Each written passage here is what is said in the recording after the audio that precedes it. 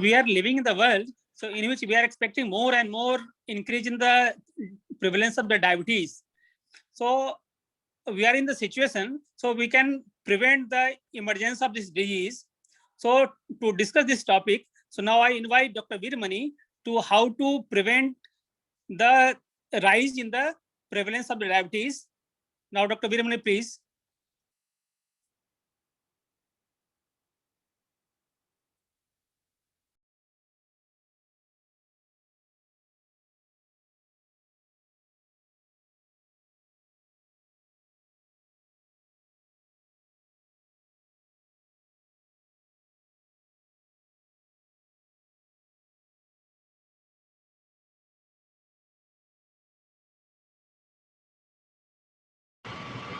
Good evening. I hope I'm audible and my slides are visible. Yes, sir. Okay. Honorable chairpersons and dear friends, at the outset, thank you, Dr. Ashutosh Mishra and the entire Cardiac One team 2021 for inviting me today to talk on a very novel and provocative topic, the cluster of prediabetes and its implications in the prevention of diabetes and its complications. We all know that type 2 diabetes is a complex disease that progresses through three states: a normal state, a pre-disease state, or what is known as a critical transition state, and the disease state. The key issues that I would like to discuss today are: do all the patients with pre-diabetes behave the same way? Can we identify this so-called pre-diabetes state or pre-disease state and stratify according to the risk of progression to diabetes or its complications? What drives the change from pre-diabetes to diabetes? Can we prevent this change by pharmacological intervention, and whom to treat? But having said this, let me say at the outset that all patients with prediabetes should undergo intensive lifestyle modification. Now, there are certain caveats. Prediabetes is also known as intermediate hyperglycemia or non-diabetic hyperglycemia. It is a high-risk metabolic state for diabetes, defined by glycemic variables that are higher than normal but lower than the threshold for diabetes. However, the current definition of prediabetes neither reflects subphenotypes of the pathophysiology of type 2 diabetes, nor is it predictive of future metabolic trajectories. It was in 2010 that ADA adopted an A1C criteria of 5.7 to 6.4% to define prediabetes. The lower bound criteria of 5.7% was based on the modeling of the estimated composite risk of development of diabetes and cardiovascular disease using cross-sectional data from the 2000-2005-6, the National Health Survey study. But the glycemia of prediabetes is not independently associated with cardiovascular disease, but is only a risk factor for the development of diabetes. The near twofold higher unadjusted risk for cardiovascular disease in people with prediabetes is driven mainly by abnormal levels of conventional cardiovascular risk factors. While HbA1c adds minimally to CV risk prediction, those with prediabetes should have the conventional CV risk factors appropriately measured and managed. There is no obvious lower threshold.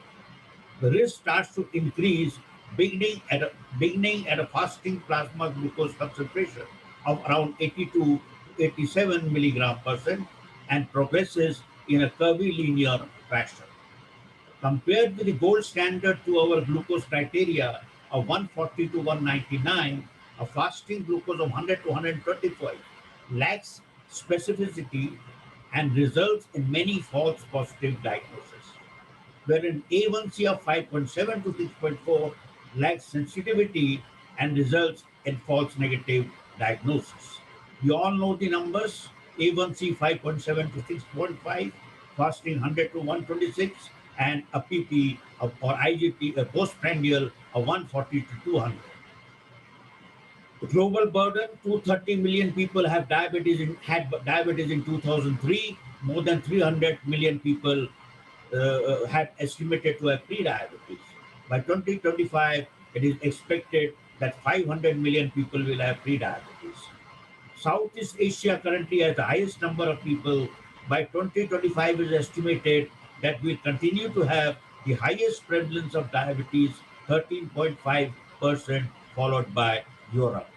Now, the two facets of the pre-diabetes, the impaired fasting glucose and the impaired glucose tolerance, are not clinical entities, but rather risk factors for diabetes and CVD. And they are associated with physical inactivity, obesity, especially abdominal or visceral, dyslipidemia, the classical high triglycerides, and low HDL, and hypertension. Now, how do we progress? It is seen that persons with IGT, 46% are likely to proceed to diabetes, whereas 24% will revert. And as far as IFD is concerned, 38% will proceed to diabetes and 38% will become normal. However, if you look at the age-wise, this was a wonderful study of more than 3,400 patients. If you look at the prevalence of diabetes in people with 75 or more than 75 years, it is quite high. 29% if you take the A1C, 59% if you take the impaired fasting, 73% for both impaired fasting or fasting, and look at the variations in the prevalence of diabetes.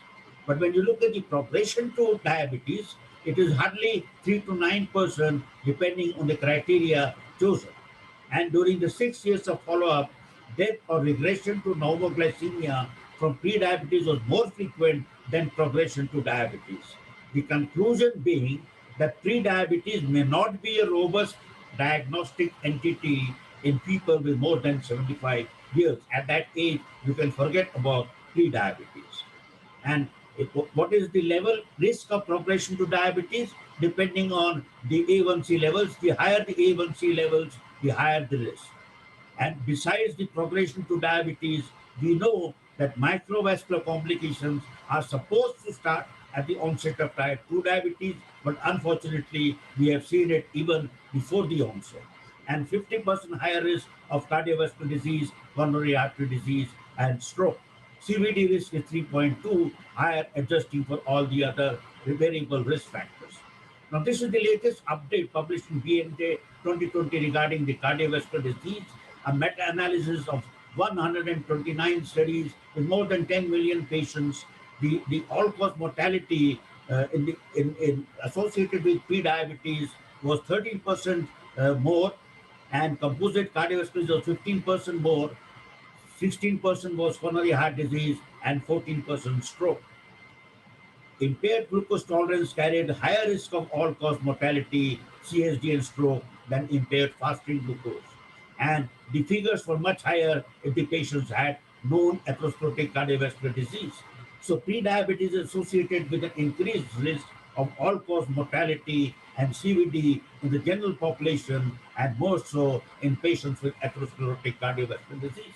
But besides this, what Dr. Ruchi was talking about, the cardiac autonomic neuropathy in pre-diabetes, 6 studies have shown a prevalence of varying anything from 9 to 39% in pre-diabetes.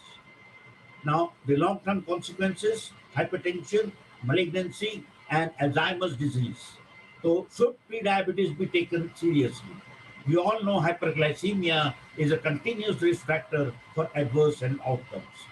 Both the degree and duration of hyperglycemia are associated with the development and progression of diabetic micro and macrovascular complications. And there is a delay of 3 to 8 years between the onset and the diagnosis of type 2 diabetes. At the time of diagnosis, as many as 8 to 16% of patients have diabetic retinopathy. 17 to 22% have microalbuminuria, and 14 to 48% have peripheral neuropathy. And these are microvascular complications. And this is a recent epidemiological analysis from the UK which was shown that in patients with new onset diabetes, there were already a hazard ratio of 1.76 for retinopathy and 1.14 for nephropathy. Now, this was a wonderful study that was done from the main health informed exchange workflow in the United States, and they took and looked at the population of more than 1 million, and they took out the cohort of more than 7,300 patients who had new onset type 2 diabetes.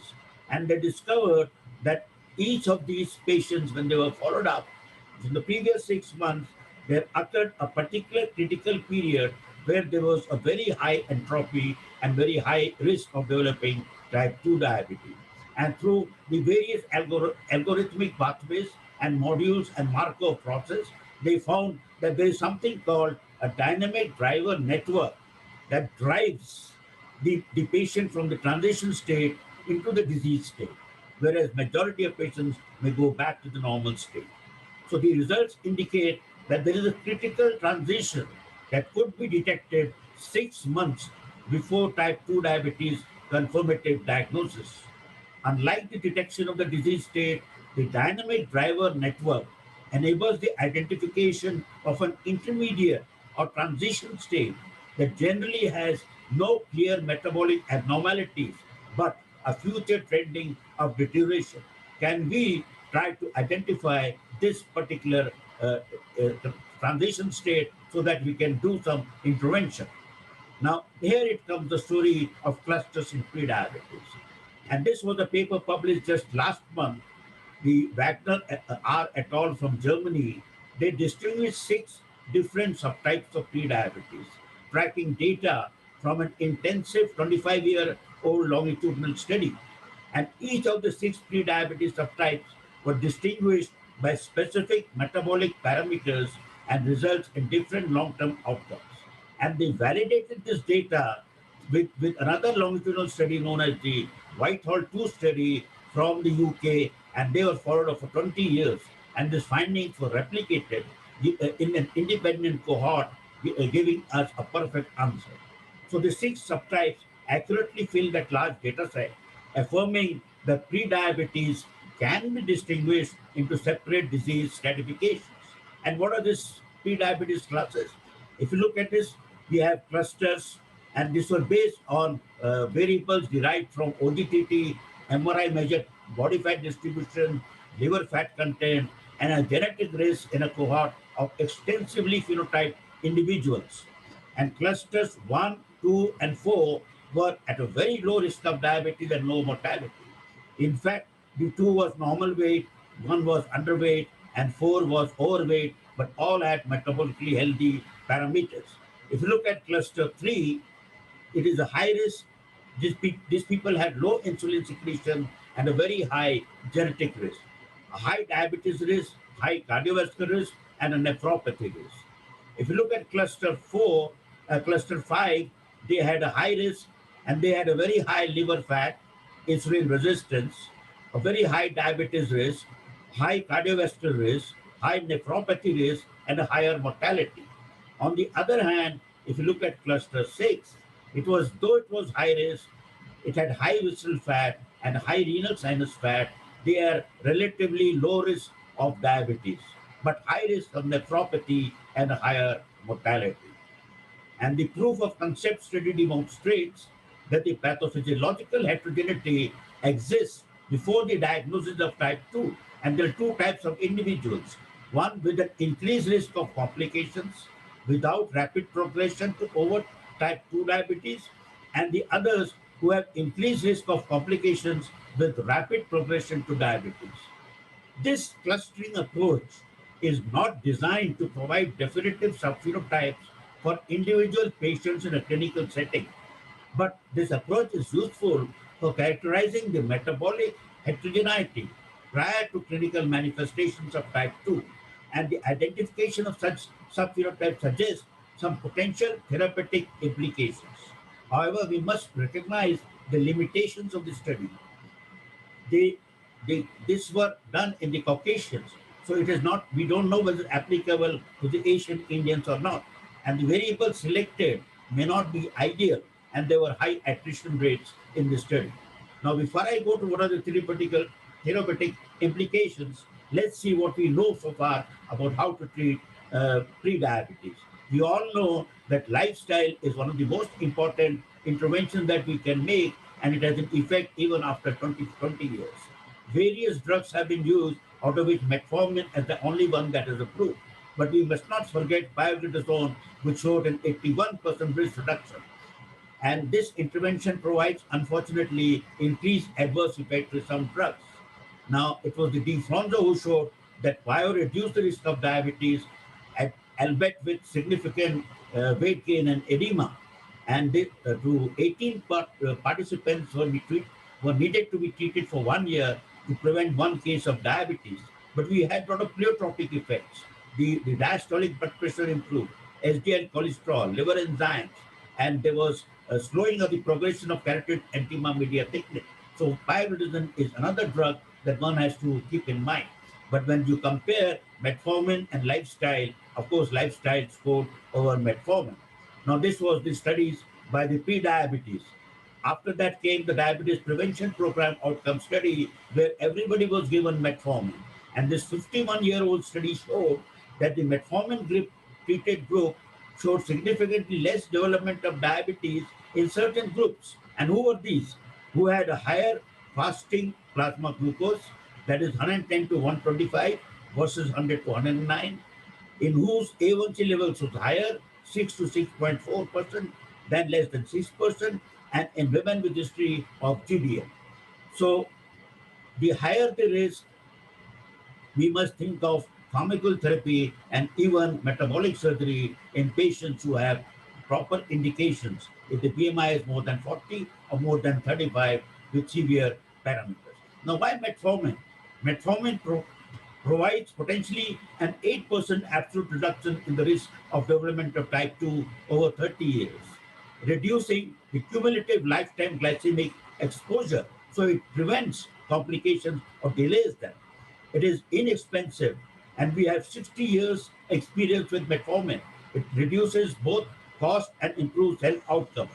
And it is reasonable that if we use it in selective group, we are going to get the desired benefits.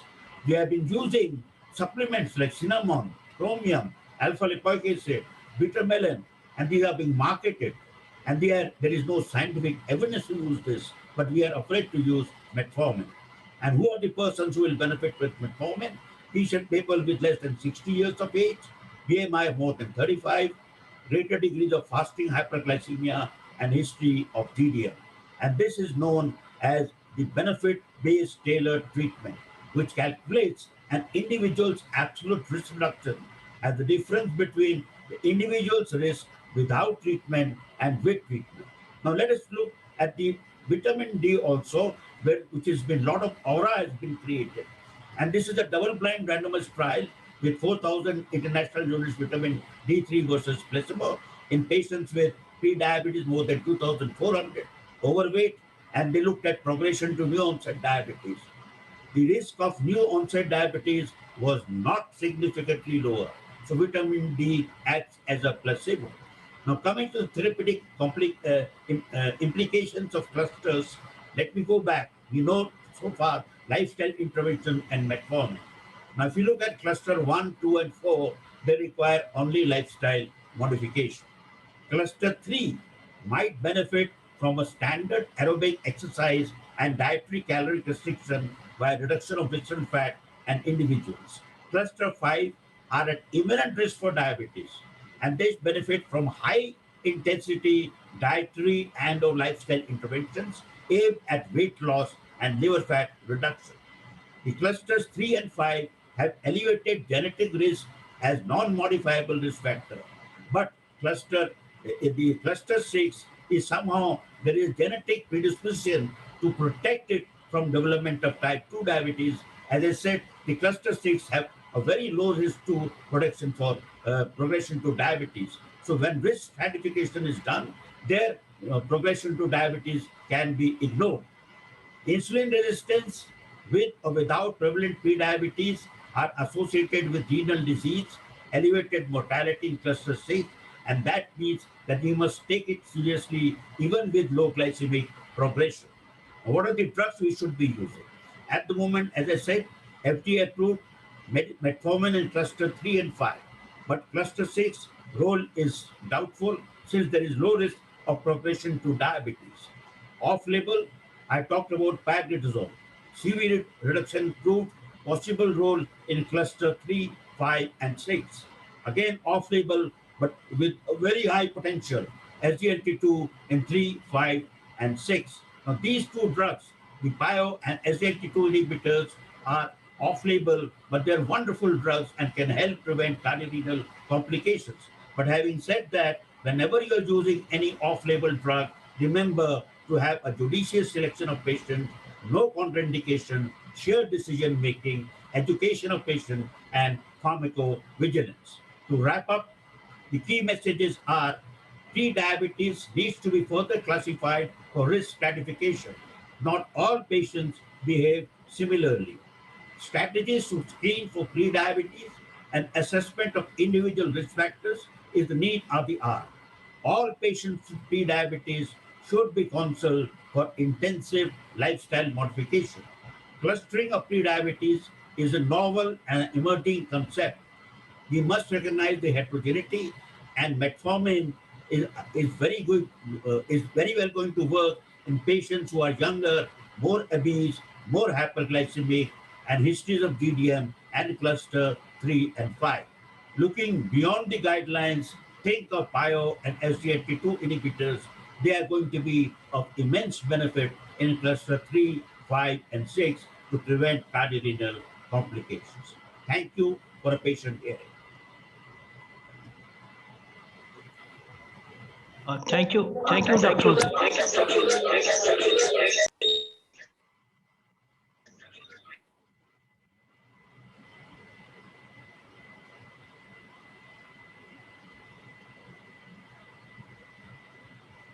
Can I speak? Thank you, Dr. Veermani. I think it was a very comprehensive theme you have given, and it was wonderful, especially identifying the pre-diabetes specific clusters so that we can go specific to the particular group of pre-diabetics, and we can tackle the entire issue of all the sequelae of the diabetes and so on. Thank you very much. Maybe questions are at the end, as informed by Ashutosh. It was a wonderful talk.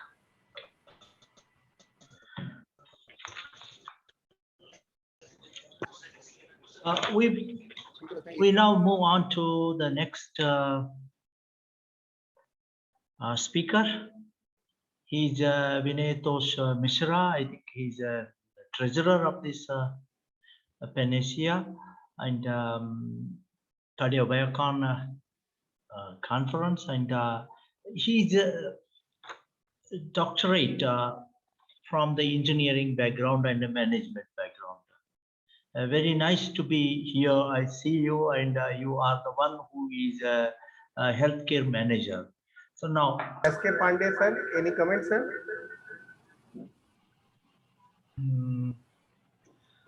We had in this first session 3 good papers communicated.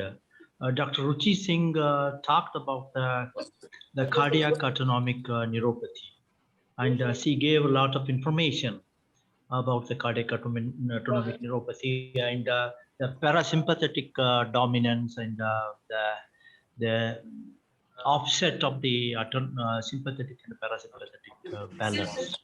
So that is what she emphasized. Dr. Veermani was focusing on the clusters of the pre-diabetes. That's a very great concern to all of us. And these clusters, he has identified 3 categories. And in these 3 categories, 1, 2, 4, if I remember correctly, are safer in the sense they are less problematic, but the remaining 3, 5, 6 are the problematic, and identification of them, and he emphasized on the treatment protocols of them saliently in that regard. Thirdly, Dr. Vinaytosh, he gave us he took us to the in a different plane, and he told us about the artificial intelligence and the management, especially if I were to read the terminology, I have just the diagnosis and management, that is a clinical data assessment. Definitely, he also mentioned about the drawbacks, the garbage in and garbage out. That also is there. But one thing is, I was convinced about your point of view. So your artificial intelligence plus the intelligence of the doctor, together it is better. You showed the data. So that means we don't have to be worried, but we can rely more on our efficiency using the artificial intelligence. I take it in that spirit, so that we use the technology to care for the healthcare facilities and to give the best of our things to the patients. That's all. I think now there are questions there, and questions can be answered. Maybe Yes, there are few questions which are coming into the chat box, and I am putting on the behalf of the audience, and we have filtered it out for the convenience as we are running short of time. So first, we can start with the Dr. Ruchi. Dr. Ruchi, please.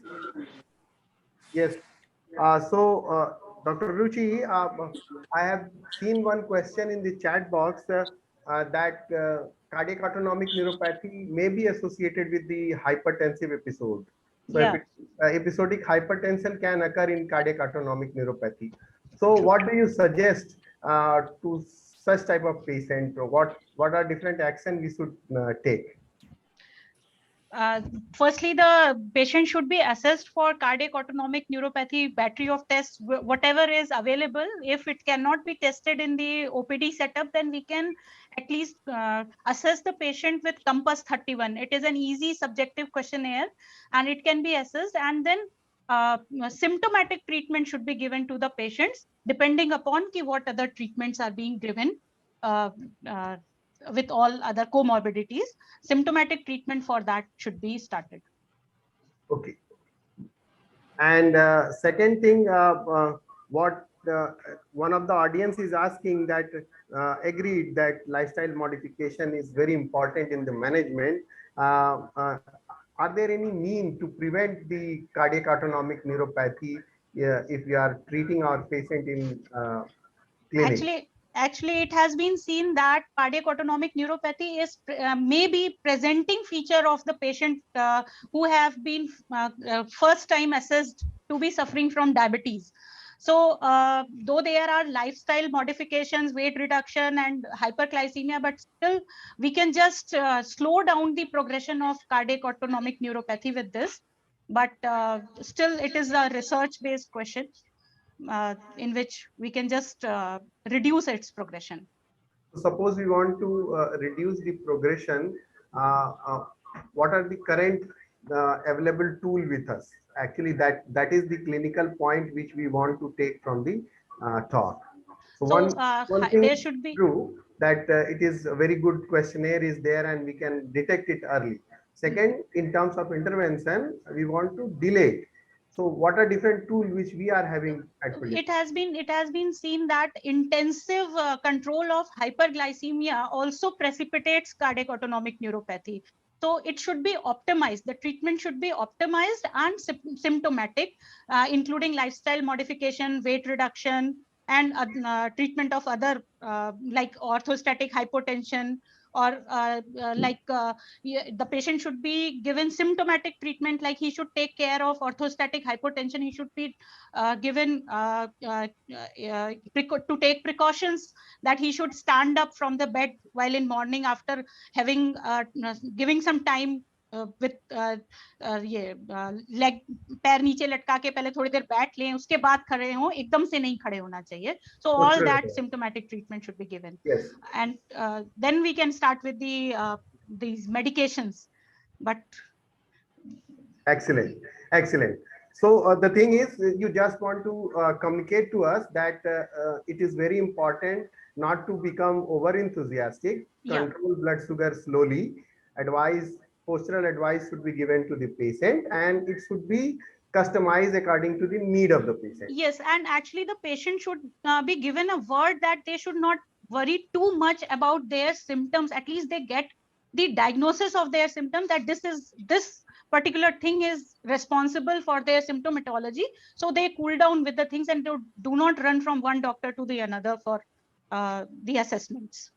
Agreed, agreed. Point well taken. And the message should go loud and clear to the audience. So may I now move to the second speaker, and the question which is coming from the chat box is Dr. Virmani, sir.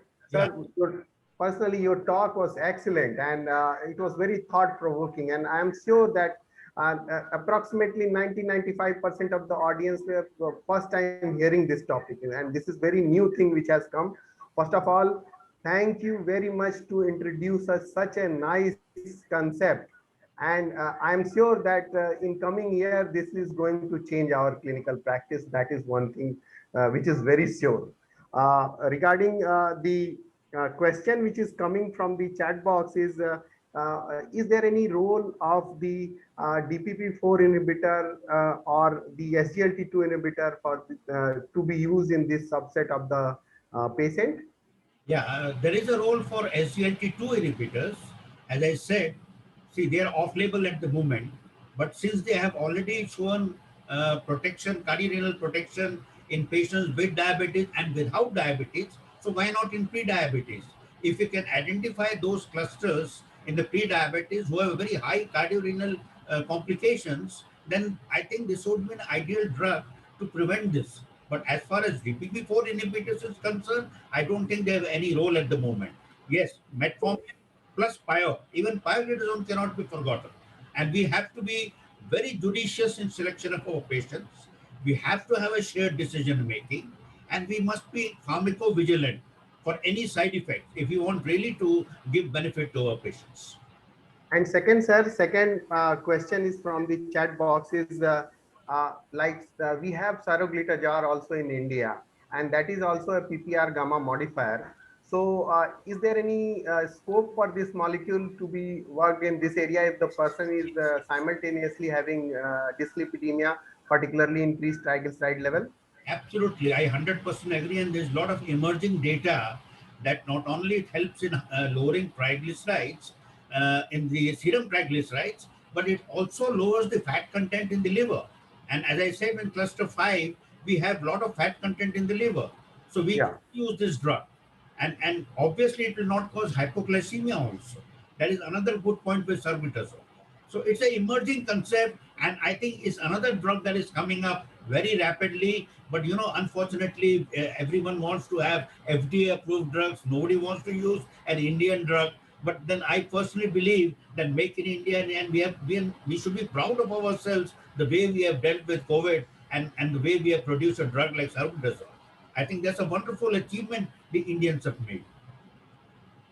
Thank you, sir. Thank you for your nice, thought-provoking talk and beautiful answers. I hope it will clear the doubts.